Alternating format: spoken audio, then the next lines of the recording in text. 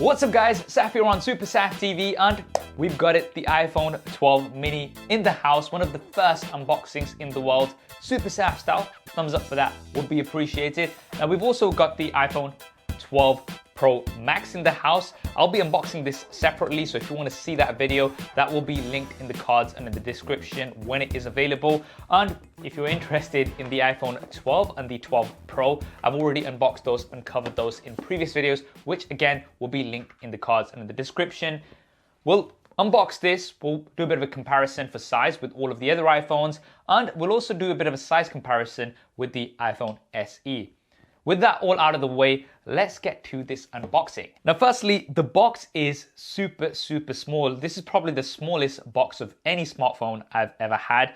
And it's actually even smaller than the iPhone 12 and the 12 Pro. Let's bring those in for a comparison. So here we've got all of the new iPhone 12 boxes side by side, and the 12 and the 12 Pro, the same size. The 12 Pro Max actually bigger, and the 12 mini is the smallest out of the bunch, although they all have the same thickness. Pretty straightforward in terms of the packaging. We've got a picture here of the iPhone 12 mini at the front with some info at the back and the iPhone logos on the sides. And now let's remove the plastic.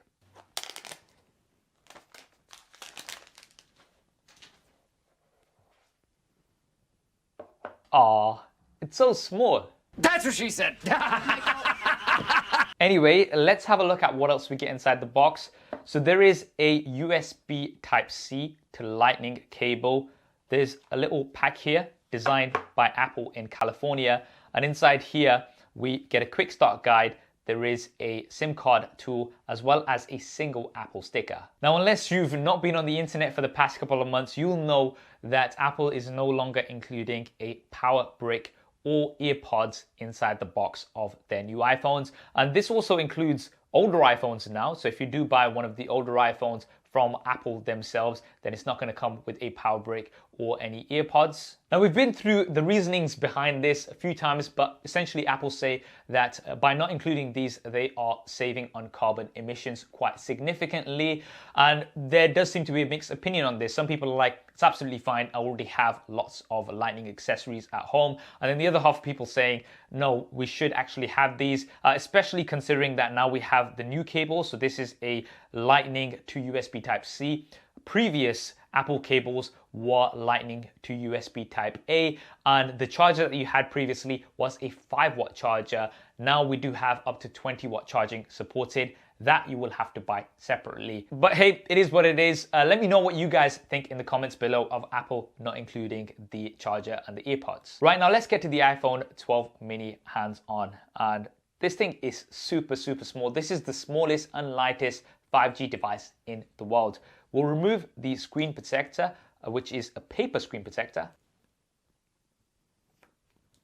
And the actual design is exactly the same as the iPhone 12, which we have here. And as with the iPhone 12, this is available in 5 colors. I've got the black here, but it's also available in this blue, a green, a white, as well as a product red. We've also got the flat edges with an aluminium frame. I do quite like the flat edges, and the black aluminium frame, in my opinion, looks really good. The same IP68 water and dust resistance, so you can put this into water up to 6 meters, which is quite a higher rating compared to other smartphones out there. The back is a glossy glass, and then at the front, we have ceramic shield. Now, Apple don't even call this glass because it's supposed to be the toughest display on any smartphone out right now, with 4 times improved drop performance. Now, I'm not somebody who does drop tests, but PhoneBuff has done a detailed drop test of the iPhone 12 and 12 Pro, and from those drops, this did look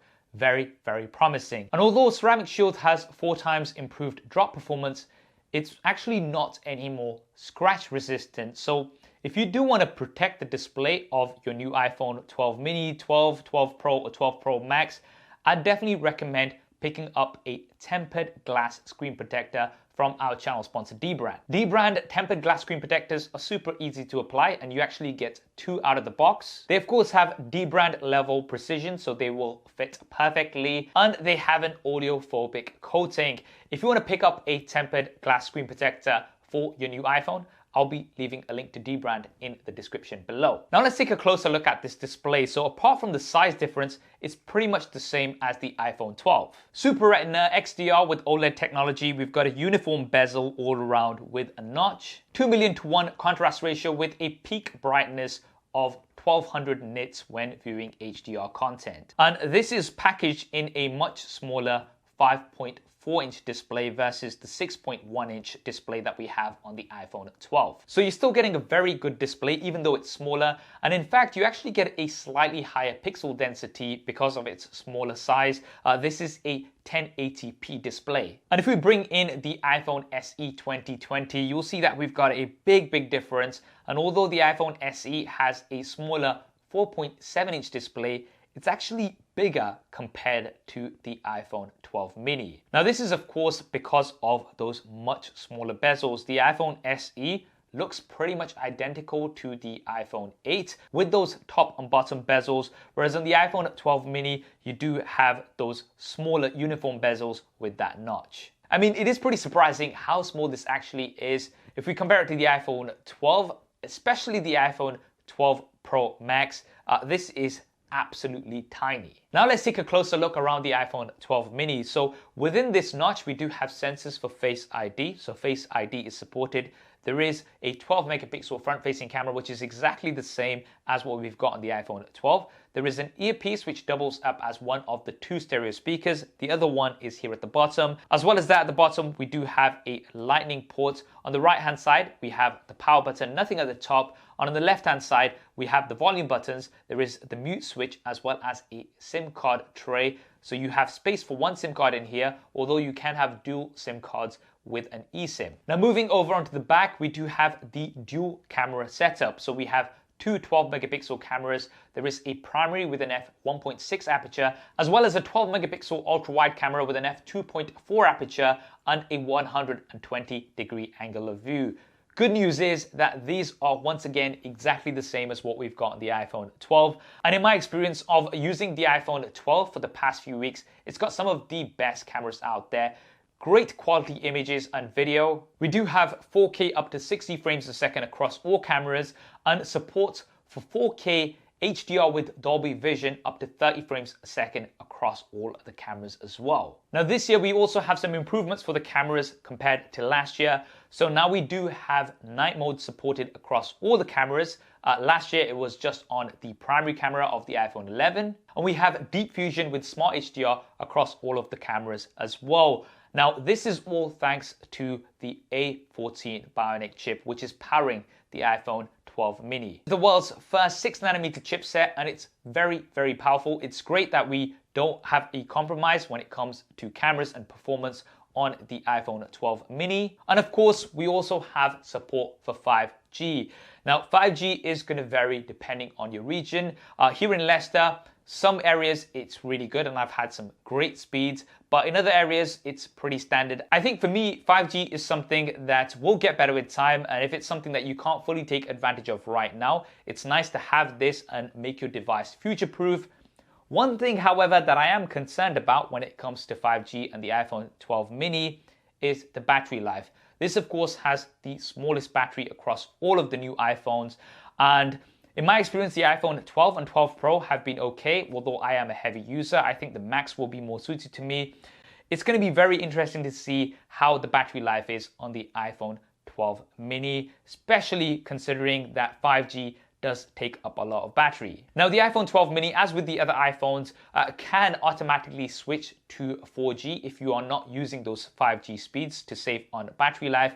But again, because of the size of this battery, it's going to be very interesting to see how long this lasts. Now, 20-watt charging is supported. Again, that charger is something that you're going to have to buy separately. And we've also got support for Qi wireless charging with MagSafe technology. Now you can get up to 15 watts of wireless charging with MagSafe, and of course you have support for lots of the new accessories with MagSafe that Apple have introduced. Now let's talk about pricing and availability. So this actually starts at around £700 in the UK, which is £100 less compared to the iPhone 12. And you're not necessarily missing out on any of the features. You're still getting a great display, the same build and design, the exact same cameras with the same A14 Bionic chip. I think the main difference will be the battery size, the smaller battery size here on the iPhone 12 mini. But this is all coming in at a very compact form factor, which I'm sure a lot of people will like, especially if you're coming from an older, smaller iPhone and you don't really want to make a jump to a big 6.1-inch display. Now, the £700 starting price is for the 64GB version. My advice, as always, is just to spend that £50 more and get the 128GB version, especially if you're going to be recording lots of video and taking lots of images on here, just to kind of have that safety of not worrying about storage maybe a couple of years down the line. So I would definitely recommend going for the 128GB version. But what do you guys think of the iPhone 12 mini? Is this something that you're interested in, the smaller form factor? Do let me know down in the comments below, and also let me know if there's any further coverage you'd like me to do with the iPhone 12 mini. I hope you enjoyed this video and found it useful. If you did, then do hit that thumbs up button for me. And if you want to see lots more iPhone coverage, as well as lots of other tech coverage here on the channel, then be sure to subscribe and hit that bell icon so you don't miss any of it. Thanks for watching. This is Saf on SuperSaf TV, and I'll see you next time.